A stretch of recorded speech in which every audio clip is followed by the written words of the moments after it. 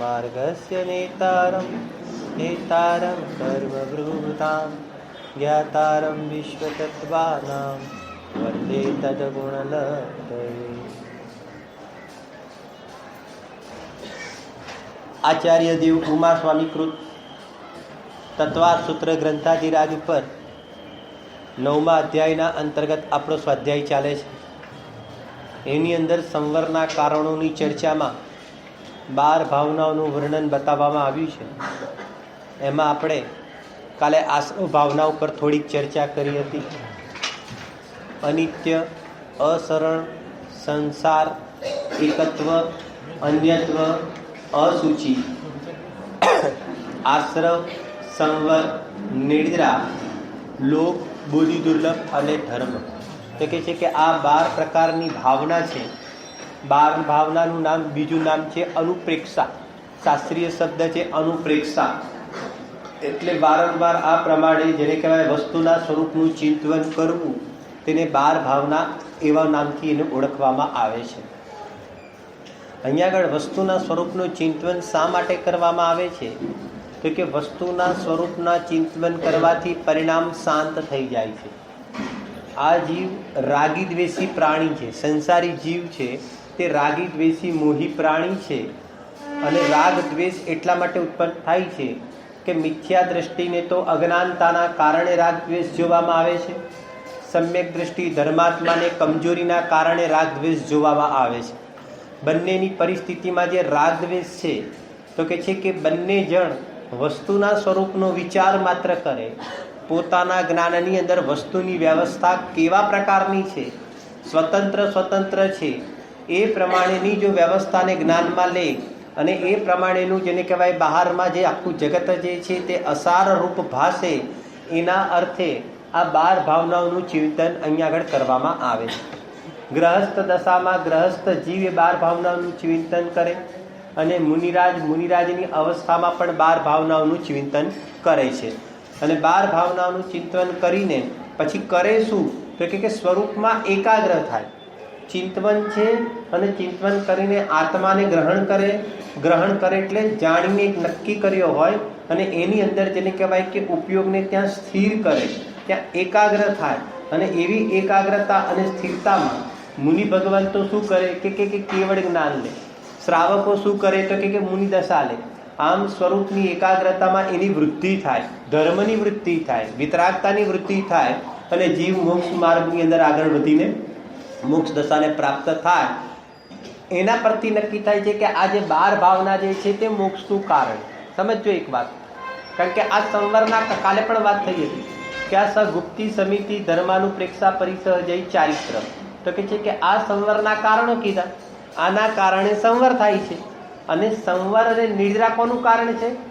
મોક્ષનું કારણ છે। તો આ 12 ભાવનાનું ચિંતન કરવાથી જીવ ક્યાં પહોંચે છે? તો કે 12 ભાવનાનું ચિંતન કરવાથી જીવ મોક્ષ પહોંચે।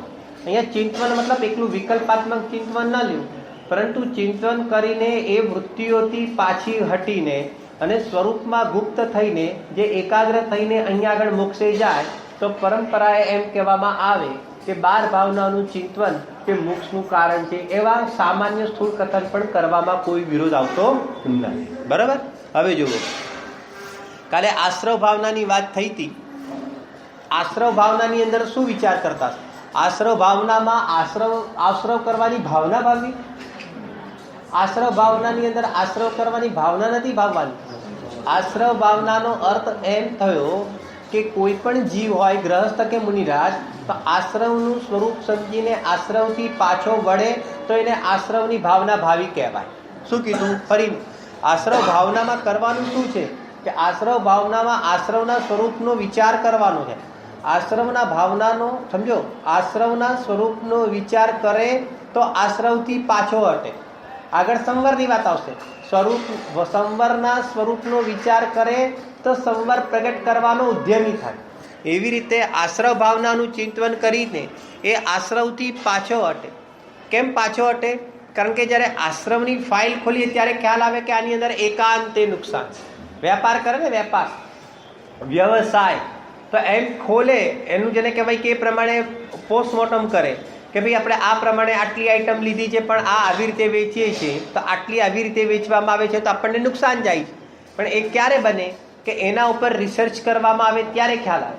એમ આશ્રમના સ્વરૂપનો રિસર્ચ કરવામાં આવે ત્યારે ખ્યાલ આવે કે આ જે જીવ જે છે, સંસારી જીવ છે, તે અહીંયા આગળ કર્મ બંધનમાં અટકેલો છે, પડેલો છે, કર્મથી લિપ્ત છે.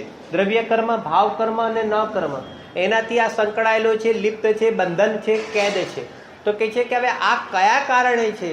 તો કે જીવના પોતાના પરિણામોના કારણે જ આ જેલની અંદર, આ સંસારરૂપી જેલની અંદર એ અટકેલો છે. તો હવે આ જેલમાં આ કયા કયા દરવાજા છે અને આમ કેમ બંધન થયું છે એનું અહીંયા આગળ જ્ઞાન કરે તો ખ્યાલ આવે કે આ પરિણામોમાં રોકાવા જેવું નથી, રોકાવા જેવું તો ભેદ વિજ્ઞાનમાં છે.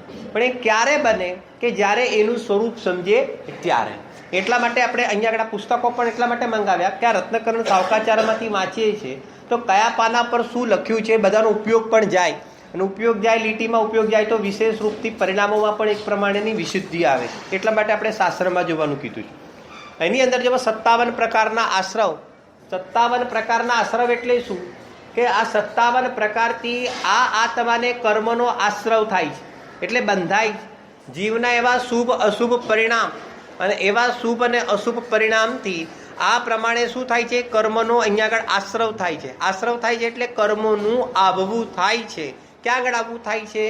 આત્માના પ્રદેશોમાં આવવું થાય છે. એ પ્રમાણે અહીંયા આગળ એની ફાઇલ ખોલવામાં આવશે. એમાં 57 પ્રકાર કયા છે? કાલે વાત કરી હતી. હા બોલો દેવીલાલજી. અરે આપણે ये बीड़ी जाए हाँ कसाई के 25 और योग के 15 और 12 एक मिनट अभिव्यक्ति हाँ मिथ्यात्व के 5, फिर अविरति के 12, फिर कसाई के એમને બોલવા દો, એમને બોલવા દો, નહીં તો તમને આશ્રવ થઈ જશે હમણાં. 25 नंतर 4 4 16 और बराबर बराबर है हाँ वो 25 हो गई हाँ और योग के 15. योग के 15 बहुत अच्छा बराबर बस. देखो ये क्रम याद रखना. આપણે છે ને તત્વાર સૂત્રનો 8મો અધ્યાય ભણીને ગયા છે. 8મો અધ્યાય કયો અધિકાર હતો એ ખ્યાલ છે કોઈને? લેડીઝમાંથી કોઈને ખ્યાલ છે? બંધ અધિકાર હતો. અને 7મો અધ્યાય કયો હતો? આશ્રમમાં પણ કયો આશ્રમનો અધિકાર હતો? બહુ સરસ, શુભ આશ્રમનો અધિકાર હતો. 7મો અધ્યાય હતો તે શુભાશ્રમનું વર્ણન, અને 6ઠો અધ્યાય છે તે સામાન્યપણે આશ્રમનું વર્ણન ત્યાં આગળ બતાવ્યું. જ્ઞાના વર્ણાદી 8 કર્મોના આશ્રમનું કારણ શું એની મુખ્યતાથી ત્યાં ચર્ચા કરી. અને 7મા અધ્યાયની અંદર સમ્ય જેને કહેવાય કે મુનિરાજોના મહાવ્રત વગેરે ઇત્યાદિ વગેરેની ચર્ચા કરી, પણ એ બધી પણ આશ્રમમાં મૂકી, પરંતુ તે શુભાશ્રમમાં મૂકી. 6ઠો અને 7મો અધ્યાયમાં આશ્રવ તત્વનું વર્ણન કર્યું. 8મા અધ્યાયની અંદર બંધ તત્વનું વર્ણન કર્યું, અને 9મા અધ્યાયની અંદર સંવર અને નિદ્રા તત્વનું વર્ણન કરવામાં આવ્યું છે. ફરીથી કહું છું, 1 થી 4 અધિકારની અંદર જીવ અધિકારનું વર્ણન કર્યું. 5મા અધિકારની અંદર અજીવ તત્વનું વર્ણન કરવામાં આવ્યું. જીવને છોડીને બાકીના જે દ્રવ્ય છે, પૂદગલ, ધર્માસ્તિકાય, અધર્માસ્તિકાય, આકાશ અને કાળ, આ 5 દ્રવ્યોનું વર્ણન 5મા અધ્યાયમાં કરવામાં આવ્યું છે. 6ઠા અધ્યાયની અંદર આશ્રવ તત્વનું વર્ણન કરવામાં આવ્યું સામાન્યપણે. 7મા અધ્યાયની અંદર શુભાશ્રવ તત્વનું વર્ણન કરવામાં આવ્યું છે. 8મા અધ્યાયની અંદર બંધ તત્વનું વર્ણન કરવામાં આવ્યું છે. 9મા અધ્યાયમાં સંવર અને નિદ્રા 2 તત્વનું વર્ણન કરવામાં આવ્યું છે. અને 10મા અધ્યાયની અંદર મોક્ષ તત્વનું વર્ણન કરવામાં આવ્યું. આમ 10 અધિકાર છે, અને 10 અધિકારના માધ્યમથી 7 તત્વનું અહીંયા આગળ વર્ણન કરવામાં આવ્યું. તમને ખ્યાલ આવે કે મારે આ તત્વ સંબંધી વિશેષ જાણકારી લેવી હોય તો મારે તત્વાર સૂત્રમાં કયો અધિકાર વાંચવો, તો ફટ કરતા બટન દબાવો તો ખ્યાલ આવે કે ભાઈ મારે સંવર વિશે જાણવું હોય તો 9મામાં જવું, અજીવ વિશે જાણવું હોય તો 5મામાં જવું, મારે 3 લોક વિશે જાણવું હોય તો 3જા 4થામાં જવું. આમ આપણને એનો સમરી ખ્યાલ આવે. હવે જુઓ, 57 પ્રકારના આશ્રવ. મારે એ વાત કેવી હતી કે આપણે જ્યારે બંધ અધિકારની અંદર પહેલો જ શ્લોક છે, મિથ્યા દર્શન અવિરત પ્રમાદ કસાઈ યોગ બંધ હેતવા, કે આ બંધના કારણ છે. મિથ્યાત્વ, અવિરતિ, પ્રમાદ, કસાઈ અને યોગ. તો કે છે કે આ બધા શું છે? બંધના કારણ. હવે જે બંધના કારણ છે તો તે આશ્રવના પણ કારણ છે. આના કારણથી કર્મો આવે છે એ આશ્રવ, અને એને લઈને આત્માના પ્રદેશોમાં સ્થિત થાય છે તેને બંધ કહેવામાં આવે. યાદ રાખવાની પદ્ધતિ કે સૂત્ર જે લખ્યું છે મિથ્યાત્વ, અવિરતિ, પ્રમાદ, કસાય અને યોગ, તો અહીંયા આગળ ઉમાસ્વામી મહારાજે જે સૂત્ર લખ્યું છે તે એનો કોઈ વિશિષ્ટ ક્રમ જોવામાં આવે છે કે પહેલાં મિથ્યાત્વ આવે, પછી અવિરતિ, પછી પ્રમાદ, પછી કસાય અને પછી યોગ. આ સૂત્રની અંદર આ પ્રમાણે ક્રમ કેમ લખવામાં આવ્યો છે? કારણ કે જ્યારે આ જીવને સંવર પ્રગટ થાય છે, આત્માની અનુભૂતિ થાય છે, ત્યારે સૌથી પહેલાં મિથ્યાત્વ સંબંધીનો આશ્રવ ટળે છે, પછી અવિરતિ સંબંધીનો આશ્રવ ટળે છે, એટલા માટે મિથ્યાત્વ પછી અવિરતિ લઈ. એના પછી પ્રમાદ સંબંધી આશ્રવ ટળે, એટલા માટે મિથ્યાત્વ અવિરતિ પછી પ્રમાદ લઈ. એના પછી કસાય સંબંધી આશ્રવ ટળે એટલે પછી કસાય લઈ. અને છેલ્લે અંતમાં શું જાય? એ કે યોગ જાય. માટે અંતમાં શું કહેવામાં આવ્યું છે? યોગની ચર્ચા કરવામાં આવી છે. આ ખ્યાલ આવે? આવી રીતે ગમે ત્યારે ક્રમથી આપણે યાદ કરીએ ને તો ફટાફટ આપણને ખ્યાલ આવી જાય કે મિથ્યાત્વ સંબંધી 5, અવિરતિ સંબંધી 12. હવે અહીંયા આગળ જે કસાય લીધું ને તો પ્રમાદને કસાયમાં ગર્ભિત કરી દેવું, સાથે ભેગું લઈ લીધું, અને કે 25 અને યોગના 15. આમ ટોટલ કેટલા થઈ ગયા? 57. તો 57 પ્રકારે અહીંયા આગળ આશ્રવ જોવામાં આવે છે. બરાબર? હવે જુઓ, સૌથી પહેલા મિથ્યાત્વ કયા ગુણસ્થાનમાં ટળે? ચોથે ટળે. એટલે ત્યાં સુધી મિથ્યાત્વ સંબંધીનો આશ્રવ છે. પોઈન્ટ ખ્યાલ આવે છે? પહેલા ગુણસ્થાનમાં મિથ્યાત્વ સંબંધી આશ્રવ થાય. હવે મિથ્યાત્વ સંબંધી આશ્રવ થાય છે એનો અર્થ એ થઈ ગયો કે અવિરતિને બધાથી તો દોષ લાગે જ છે. સૌથી પહેલાં મિથ્યાત્વ જાય, પછી અવિરતિ જાય. અવિરતિ એટલે શું? સાદી ભાષામાં કહીએ તો અવિરતિ એટલે અસંયમના પરિણામ. 5 ઇન્દ્રિયના વિષયોમાં પ્રવૃત્તિ, 5 ઇન્દ્રિય અને મન, અને 6 કાયના જીવોની હિંસાથી વિરક્ત ન થવું. મતલબ આપણાથી એવો દોષ લાગી જવો, તમે બેસી રહ્યા હોવ તો પણ એ દોષ આપણને ચાલુ જ છે. અહીંયા એક પણ જીવ તમારા બધાથી, આપણા બધાથી કોઈ પણ જીવ હણતો નથી, હણાતો નથી, છતાં પણ જીવ હિંસાનો દોષ ચાલુ છે. આ જૈન દર્શન બતાવે છે. કેમ ચાલુ છે? કારણ કે સર્વજ્ઞ ભગવાન કહે છે કે જ્યાં સુધી મિથ્યાત્વ નહીં જાય ત્યાં સુધી અહીંયા આગળ અવિરતિ નહીં જાય. એટલે મિથ્યાત્વનો જો મોટો દોષ છે તો તમે બહારમાં ગમે તેટલું કરો તો પણ તમને જેને કહેવાય કે એ પ્રમાણેનો ઓલો દોષ તો બીજા બધા ચાલુ જ રહે. અત્યારે કોઈ કસાઈ કરતા જોવે છે? કસાઈ કોઈ ગુસ્સો કરતા, કોઈ કસાઈ કરતું કોઈ દેખાય છે? અત્યારે આ સભામાં કોઈ દેખાય છે? આ કસાઈ કરતું કોઈ દેખાય છે? આ સભામાં કોઈ કસાઈ કરતું દેખાય છે? અહીંયા આગળ સર્વજ્ઞ ભગવાન કહે છે કે તારે મિથ્યાત્વ અને અવિરતિ છે તો અહીંયા આગળ કહે છે કે તારી કસાયો ચાલુ જ છે. અત્યારે સાંભળવાની પણ એક કસાઈ છે, લોભ કસાઈ છે. હવે એ કસાઈ શુભ છે કે અશુભ છે? તો કહે છે કે એ શુભ આશ્રવમાં જશે, એની ચર્ચા અહીંયા આગળ આવશે. સ્વરૂપ સમજવાનું છે. એ શુભ આશ્રવ છે, એનાથી શુભ આશ્રવ થશે, પરંતુ સરવાળે શું છે? સરવાળે શું છે? કસાઈ છે. અર્થ થોડું એનાલિસિસ કરીએ. અર્થ થોડું કસાઈ કોને કહેવાય બેટા? કસાઈ પાઠમાં ભણાવે છે ને, કસાઈ કોને કહેવાય? એક મિનિટ કેમ આમ છે?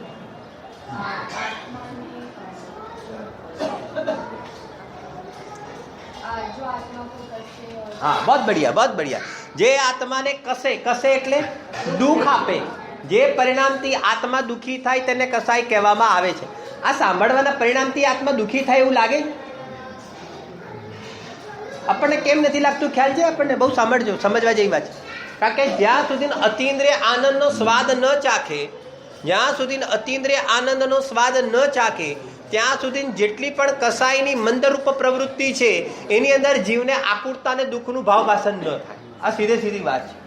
એટલા માટે અહીંયા આગળ એનું કારણ છે ને કે એક વધારે ગરમ કરેલી તપેલી હોય અને એક જેને કહેવાય કે ગેસ ઉપર તરત જ મૂકેલી ગરમ થયેલી તપેલી હોય.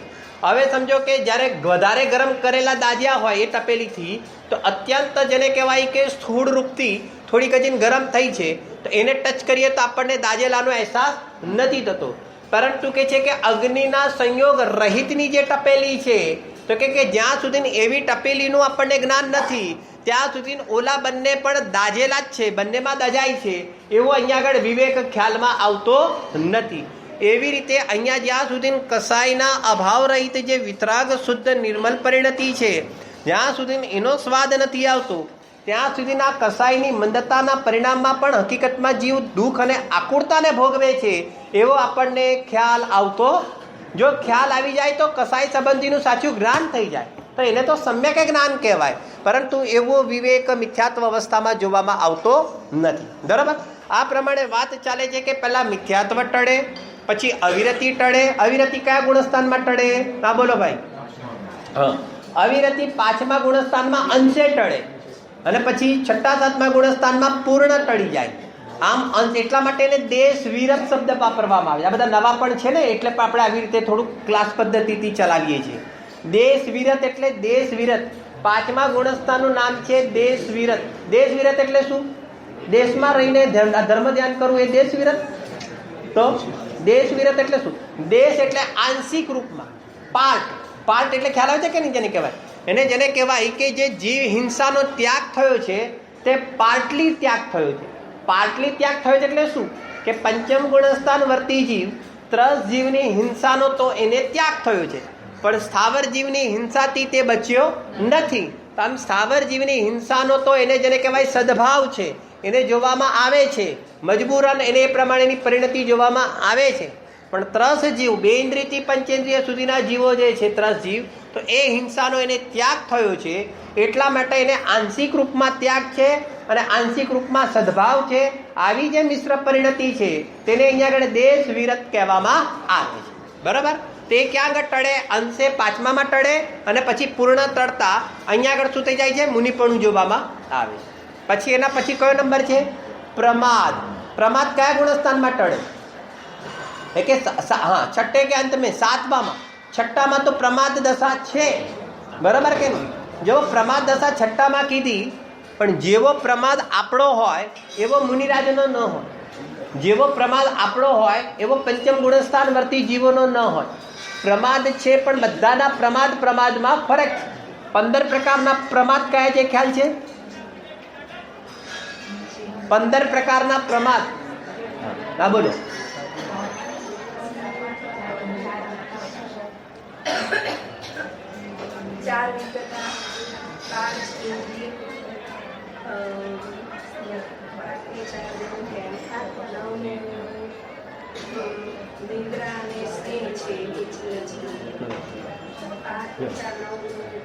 જુઓ, 5 ઇન્દ્રિયોના વિષયોમાં પ્રવૃત્તિ, 4 કસાય. 4 કસાય, 5 ને 4 કેટલા થયા? 9 થયા. 4 વિકથા. 4 વિકથા. વિકથા ખબર છે? વિકથા એટલે ખબર છે? વિકથા એટલે શું? વિકથા એટલે શું? રાજકથા, ચોર કથા, સ્ત્રી કથા. બરોબર કે નહીં? હા, ભોજન કથા. આ બધી કથાઓ કરવી તે એને પ્રમાદ કહેવાય. આજે સાંજે શું બનાવવાનું છે? ઢોસા બનાવવાના છે કે ઇડલી બનાવવાના છે, કે પછી લેટ થઈ જાય તો આંડવો મૂકવાનો છે, તો કે છે કે એ બધી શું છે તમારી? કે બધી વિકથા છે એમ. પછી બરોબર કે નહીં? હવે આ નોટો બંધ થઈ ગઈ તો 1લી તારીખથી શું થશે? એ બધી શું છે? તો કે એ બધી વિકથા. આત્માને છોડીને જેટલી પણ કથાઓ છે તે બધી વિકથા છે. આત્માથી વિમુખ પરિણામવાળામાં જેટલી કથાઓ છે તે બધી વિકથા છે. આ જાતના પ્રમાદના અંશો જોવામાં આવે છે, પણ આવા બધા પ્રમાદના અંશો ક્યાં સુધી જોવામાં આવશે? જેવા બધા કેટલાક સ્વરૂપો સૂક્ષ્મ છે, એના માટે ગહેરાઈથી અભ્યાસ કરવો પડે. હવે એક બાજુ એમ કે જો તમને આના વધારે શું તમે વિચાર કરી શકો એ કહું, તમને પ્રશ્ન ઉત્પન્ન થવા જોઈએ કે તમે પ્રમાદની અંદર આ 15 પ્રકારના પ્રમાદ કહો છો અને એક બાજુ તમે 15 છઠ્ઠા ગુણસ્થાન સુધી તેનો સદભાવ કહો છો, તો મુનિરાજને વિકથા કહી. આ લોજિક સમજાય છે? આવા પ્રશ્ન આપણને અંદરમાં થવા જોઈએ. કેવી ટાઈપનો આપણે વિચાર થવો જોઈએ? બરાબર કે નહીં? એ પ્રશ્નનો જવાબ પછી આપીએ છીએ. પહેલાં એક સામાન્ય રૂપથી સમજજો. અને પછી 5 ઇન્દ્રિયના વિષયોમાં પ્રવૃત્તિ, પછી 4 કસાય, 4 પ્રકારની વિકથા અને નિંદ્રા અને સ્નેહ. નિંદ્રા એટલે ઊંઘી જવું અને સ્નેહ એટલે રાગ થવો કોઈ વ્યક્તિ પ્રત્યે. આ બધું શું છે? તો કે છે કે આ બધું પ્રમાદ છે. બરાબર કે નહીં? હવે જો મુનિરાજ હોય તો મુનિરાજને પણ રાગ છે જ, પરંતુ એમનો રાગ અલગ પ્રકારનો છે. ધર્માનુરાગ પરિણામ થઈ જાય, પરંતુ એમનો જે ધર્માનુરાગ પરિણામ પણ સર્વેને ભગવાન કહે છે કે એમના માટે તો એ પ્રમાદ છે. 7મા ગુણસ્થાનમાં અંદરમાં નિર્વિકલ્પ દશામાં ઉપયોગ જાય તો એને શું કહેવાય? અપ્રમાદવાળી દશા.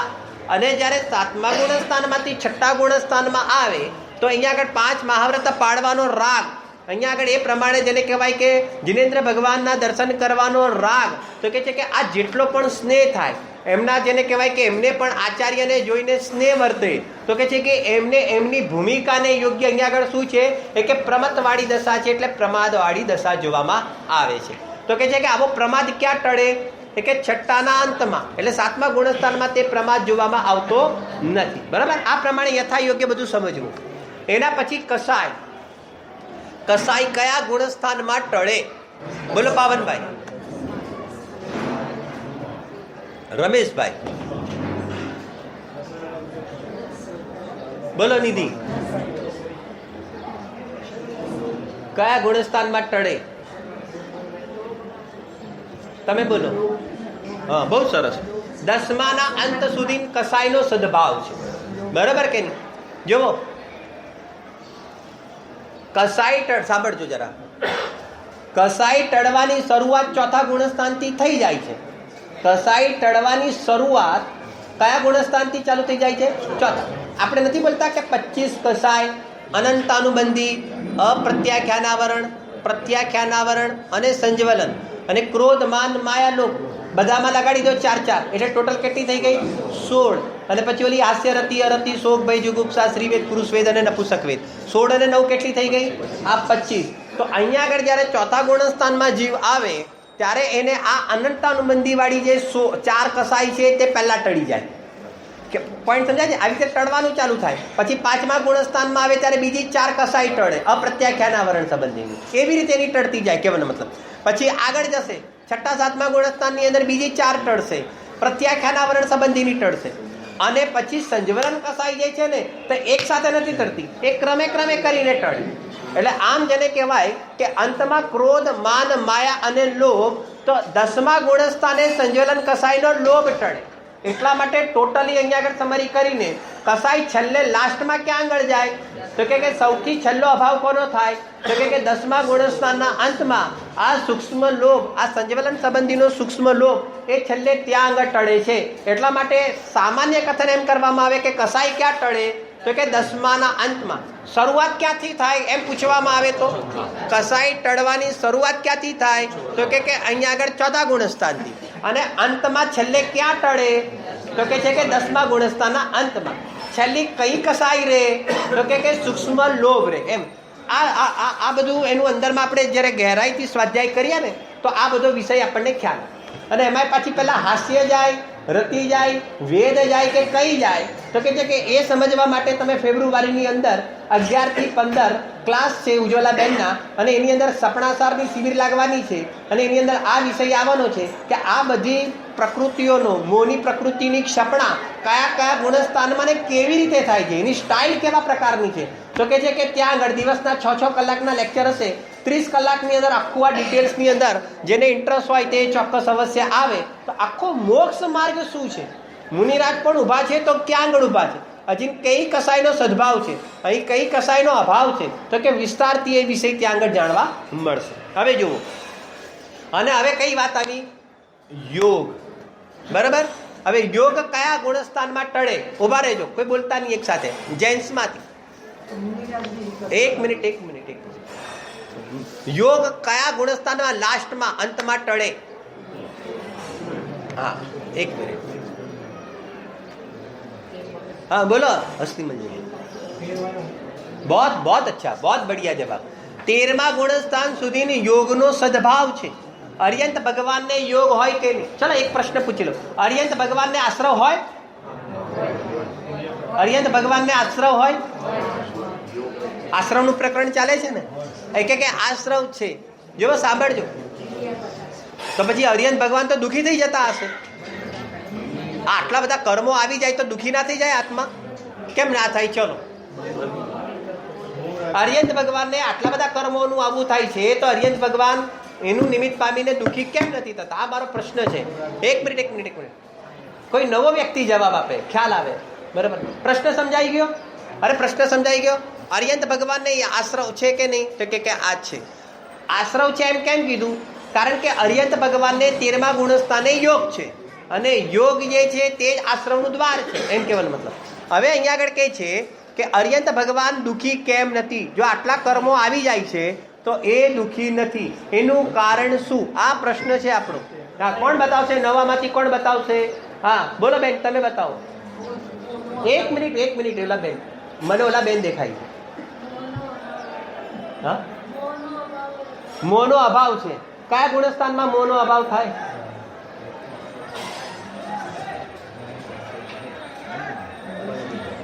જો સાંભળો, આપણે હમણાં વાત કરી ને કસાય કયા ગુણસ્થાને ટળે?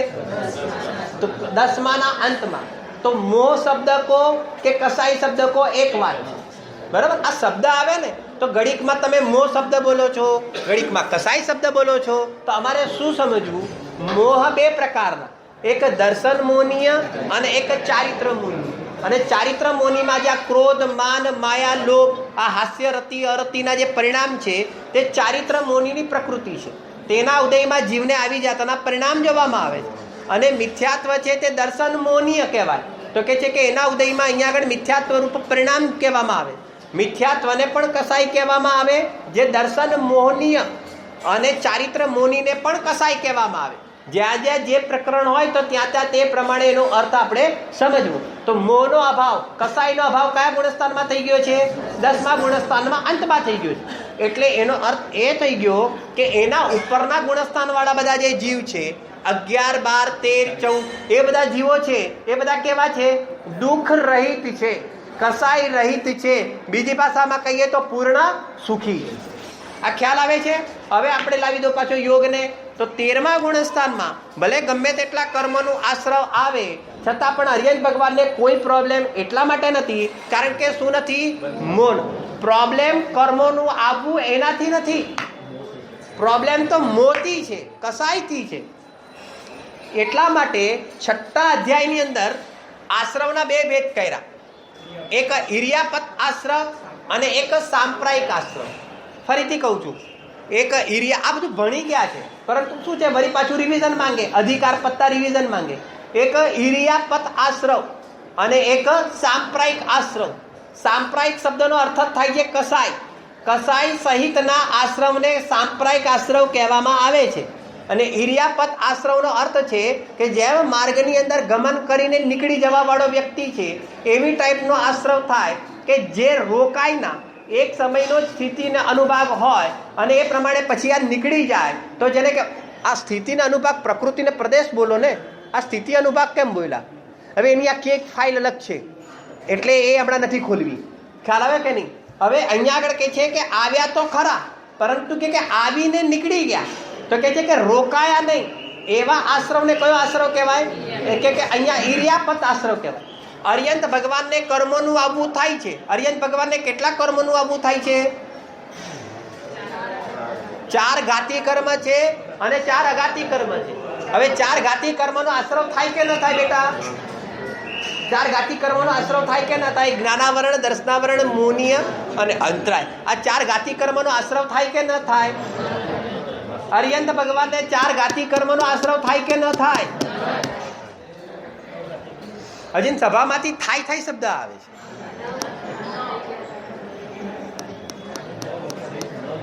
જ્ઞાનાવરણ, દર્શનાવરણ, મોહની અને અંતરાય, આ જે 4 ઘાતી કર્મ છે તેનો તો અભાવ થઈ ગયો છે. ત્યારે તો અનંત ચતુષ્ટય પ્રગટ થયા છે. અનંત જ્ઞાન, અનંત દર્શન, અનંત સુખ અને અનંત વીર્ય, આ 4 અનંત ચતુષ્ટય પ્રગટ થયા છે. કોના અભાવમાં પ્રગટ થયા છે? 4 ઘાતી કર્મના અભાવમાં પ્રગટ થયા છે. અહીંયા અનંત ચતુષ્ટય પ્રગટ થયા. હવે બીજા 4 કેટલા કર્મ રહ્યા? 4 કર્મ રહ્યા. કયા કયા રહ્યા? નામ, આયુ, ગોત્ર અને વેદનીય. તો આ 4 અગાતી કર્મ જે છે, તો હજી આ અર્યંત ભગવાનને યોગ હોવાના કારણે આ 4 અગાતી કર્મનો શું થાય છે? આશ્રવ થાય છે. પણ આશ્રવ થાય ને એ ભાઈ કેવા છે? એ બધા આવે તો છે, એ 4 જણ આવે તો છે, પરંતુ અહીંયા સ્થિતિને અનુભાગ બંધાતા નથી, રોકાતા નથી. કારણ કે રોકાવાનું મૂળ કારણ કસાઈ હતું. હવે કસાઈ નથી તો હવે શું છે કે રોકાતા નથી, આવીને જ અહીંયા આગળથી ચાલ્યા જાય છે. તો આમ આવીને જતા રહ્યા ને, તો એટલા માટે એનો સ્થિતિ પણ એ પ્રમાણે એક સમયનો એમ કહેવામાં આવે છે. પણ એની ગણતરી ગૌણ કરીને આવીને ચાલ્યા ગયા, રોકાયા નહીં, એટલા માટે તેને ઈર્યાપત આશ્રવ કહેવામાં આવે છે. અને આવીને જે રોકાય છે કસાઈના કારણે, ત્યાં સુધીના આશ્રવને સાંપ્રાયિક આશ્રવ કહેવામાં આવે છે. એક ગુણસ્થાન, પહેલા ગુણસ્થાનથી લઈને 10મા ગુણસ્થાન સુધી સાંપ્રાયિક આશ્રવ હોય અને 11મા ગુણસ્થાનથી ઉપર 13મા ગુણસ્થાન સુધી ઈર્યાપદ આશ્રવ હોય અને 14મા ગુણસ્થાનમાં શું હોય કે 14મા ગુણસ્થાનમાં કંઈ ના હોય. એટલા માટે 14મા ગુણસ્થાન વર્તી અર્યંત ભગવાનનું નામ શું આપ્યું? 14મા ગુણસ્થાન વર્તી અર્યંત ભગવાનનું નામ અયોગી કેવલી, એ પ્રમાણે એમની ઓળખાણ કરવામાં આવે છે. બરાબર. આ શબ્દોના ભાવભાષણ થવા જોઈએ. જ્યાં સુધી શબ્દોથી પરિચિત ના થઈએ, શબ્દોનું ભાવભાષણ ન થાય ત્યાં સુધી એ શું ભાવ કહેવા માંગે છે. જો એક વાત સમજજો, અર્યંત દશા આપણે પ્રગટ કરવાની છે કે નહીં? તો અર્યંત દશા પ્રગટ કરવા માટે અર્યંતનું કેવું સ્વરૂપ છે તેને જાણવું જરૂરી છે. એની પહેલા મુનિ દશા આવે છે, તો મુનિ દશાનું કેવું સ્વરૂપ છે તેને જાણવું જરૂરી છે. એની પહેલા શ્રાવકની દશા હોય તો એનું સ્વરૂપ શું છે તે જાણવું જરૂરી છે. આ દોષ અને બંધ કેવી રીતે થાય છે? તો કે છે કે એનો અભાવ કરવાનો છે, તો કે છે કે એનું પણ સ્વરૂપ જાણવું જરૂરી છે. જેમ રોગનો ઈલાજ કરવો છે, રોગનો ઈલાજ કરવો છે તો રોગ કયો છે એ જાણવું જરૂરી છે, તો એ સંબંધીનો ઈલાજ થશે. એમ અહીંયા આગળ આ સંસાર રૂપી રોગ છે, તો સંસારનું સ્વરૂપ શું છે એ પણ જાણવું અત્યંત આવશ્યક છે. અને નિરોગી અવસ્થા એટલે મોક્ષનું સ્વરૂપ પણ કેવા પ્રકારે છે તો કે છે કે તે પણ જાણવું આવશ્યક છે. આમ બધા પડખા જાણે તો મારે હવે શું કરવું એનો આપણને અહીંયા આગળ ખ્યાલ આવે છે. બરાબર. હવે જુઓ, આ પ્રમાણે આપણે જોયું કે પહેલા ગુણસ્થાનના અંતમાં જ આ મિથ્યાત્વ ટળે. ચોથા ગુણસ્થાનની અંદર શું થઈ ગયું તો કે છે કે આ 5મા, ચોથામાં તો અવિરતિ છે, 5મામાં અંશે અવિરતિ ટળી, પછી 6, 7મામાં પૂરી રીતે અવિરતિ ટળી ગઈ, 7મામાં પ્રમાદ ટળી ગયો, 10મામાં અંતમાં કસાઈ ટળી ગઈ અને 13માના અંતમાં શું થઈ ગયું? યોગ ટળી ગયો. જે ગુણસ્થાનમાં જે જીવ ઊભો છે ત્યાં સુધી તે વિવક્ષિત આશ્રવ અહીંયા આગળ જોવામાં આવે છે. આ પ્રમાણે આશ્રવો જ્યાં જ્યાં ભૂમિકામાં જે હશે તેટલો અહીંયા આગળ કર્મનું આવવું થાય છે. આશ્રવથી નિવૃત્તિનો ઉપાય ક્યાં છે તો કે છે કે સંવરની અંદર ચર્ચા કરશે. બરાબર. હવે જુઓ, પુસ્તકની અંદર જુઓ તમે 408 નંબર, તમે આ 410 નંબરનું પાનું જુઓ.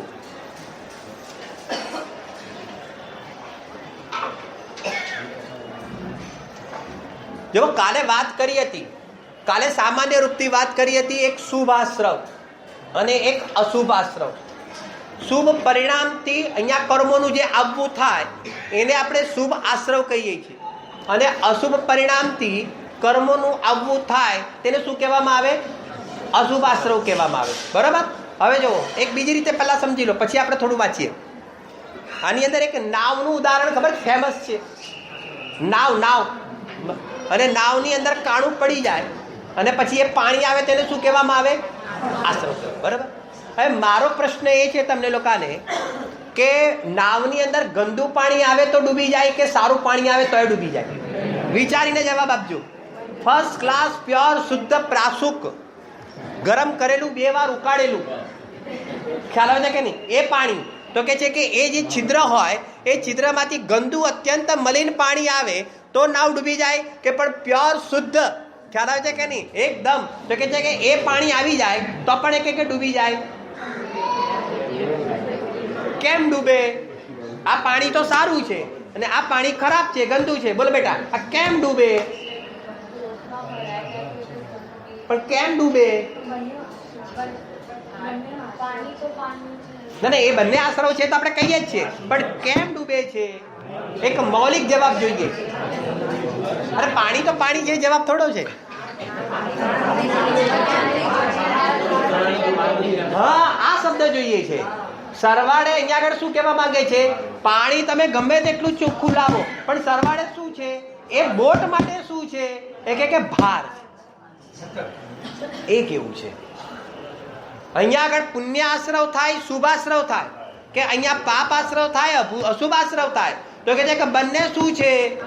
બંને ભાર. આ શબ્દ આવવો જોઈએ, ફિલિંગ્સ વાળો જવાબ આવવો જોઈએ. બંને સરવાળે આત્મા માટે શું છે? અરે બંને સરવાળે આત્મા માટે શું છે? એક ધૂળની ગુણી ઉચકો, એક ધૂળ આ તમારી ઓલો ગધેડો ઉચકે છે ને એ ધૂળની ગુણી ઉચકો, બરાબર કે નહીં? અને દાગીનાની ગુણી ઉચકો. દાગીના તમારા બરાબર રાજસ્થાનના બધા દાગીના આવી જાય, પૈસા હોય, સાચી હા, નવી નોટો પાછી, જૂની નહીં.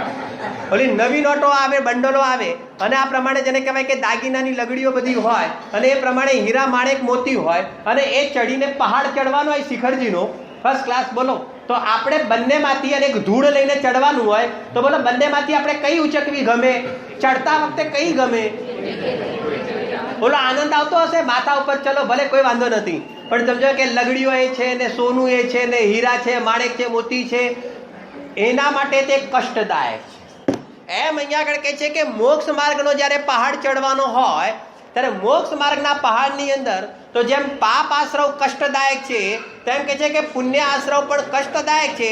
આવું ચિંતન કરવું તેને આશ્રવ ભાવના કહેવામાં આવે છે. આ ચિંતન કરવાનું અહીંયા આગળ કહે છે. હવે એક બીજી વાત, આની અંદર બીજી પણ ચિંતન કરવાનું છે. આજો આની અંદર બીજું બી ચિંતન કરવાનું. આ છે સમજો આ દ્રવ્યાની યોગથી કરેલું ચિંતન.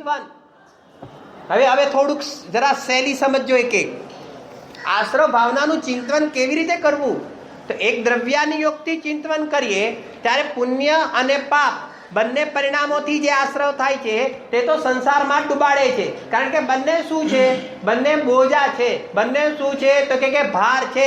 આત્માનું સ્વરૂપ નથી એટલા માટે તે ભાર છે, કષ્ટદાયક છે. મૂળ વાત આ છે. બરાબર કે નહીં? હવે બીજી રીતે ચિંતન કરો. જ્યારે પુણ્ય આશ્રવને પણ ભાર કીધો, જ્યારે અહીંયા આગળ પુણ્ય શુભ ભાવથી પણ આશ્રવ થાય છે અને એને પણ ભાર કહેવામાં આવે છે, તો પછી અહીંયા આગળ એ કહે છે કે અશુભ ભાવથી જે આશ્રવ થાય છે તો કહે છે કે આ જીવને અહીંયા આગળ ભાર નથી લાગતો. પાપ પરિણામથી અહીંયા આગળ આશ્રવ થાય છે તેનો અહીંયા આગળ ભાર નથી લાગતો. પાંચ ઇન્દ્રિયના વિષયોમાં ભોગ વૃત્તિથી અને ભાર અહીંયા આગળ આશ્રવ થાય છે તે તેનો ભાર નથી લાગતો. એના કારણે તેને અહીંયા આગળ મિથ્યાત્વનો આશ્રવ થાય. ભાર ન લાગવો, પાપની અંદર ભાર ન લાગવો તે મિથ્યાત્વ છે. સાંભળજો બરાબર. જેમ પાપમાં ભાર ન લાગવો તે મિથ્યાત્વ છે. હવે એક બીજી વાત સાંભળજો. એમ પુણ્યની અંદર પણ ભાર ન લાગવો તે પણ સમાન કોટીનું મિથ્યાત્વ છે. આ ખ્યાલ આવે છે? તત્વજ્ઞાન કેવી રીતે કરવું, આ દ્રવ્યાનિયોગની શૈલીથી કેવી રીતે વિચારવું. આત્મા તો નિર્ભાર તત્વ છે. આત્મા તો અરાગી તત્વ છે. એ તો જ્ઞાન સ્વભાવી તત્વ છે. એની અંદર આ જે પર્યાયની અંદર કોઈ પણ કણિયા ઉત્પન્ન થાય એટલે કે કોઈ પણ આ કાંકરા રાગ દ્વેષનો કોઈ પણ કાંકરો ઉત્પન્ન થાય છે તો સરવાળે આત્માને શું થાય છે? આત્માને શું થાય છે? એ કે ખૂંચે છે.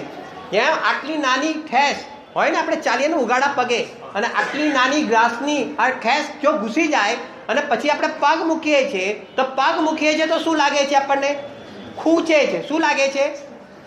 એક કાચ ઘૂસી જાય. સાંભળજો, એક કાચ ઘૂસી જાય અને ઘાસની આટલી ખેસ ઘૂસી જાય. બંનેમાં ડિફરન્સ છે. આ છે ઓલામાં વધારે ભાર લાગે, ઓલામાં વધારે કસાય છે અને આની અંદર ઓછો કસાય, છતાં પણ નિર્ભારપણે પગ નથી મૂકી શકતો. કારણ કે એ બંને ચીજ કઈ છે?